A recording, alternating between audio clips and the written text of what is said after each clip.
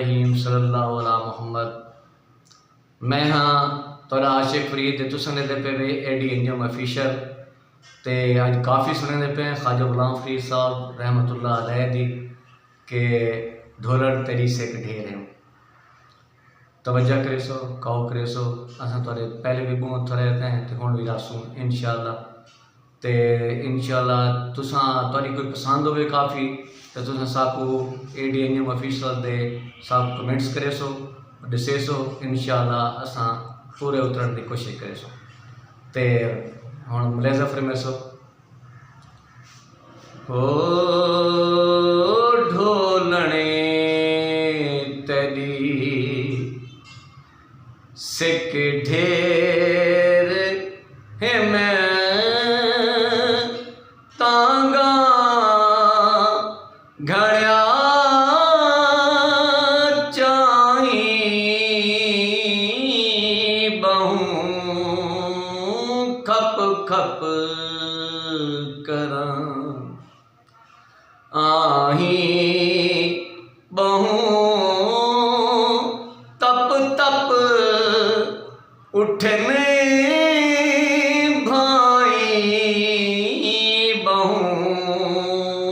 ढोलने तेरी सिक ढेर खसी दिल माही दे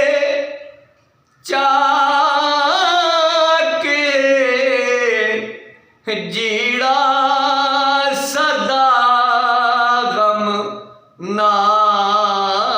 के खसी दिल माही दे चाके जीड़ा सदा गम ना के तन चूर सीना चाके सिर धूड़ मुँह पाई बहु ढोलने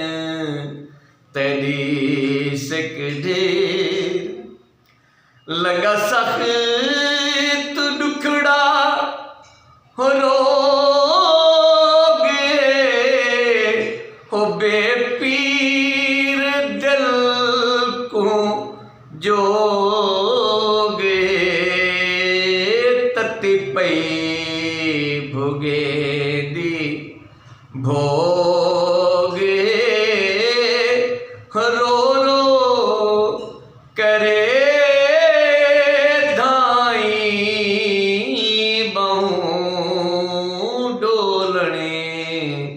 तेरी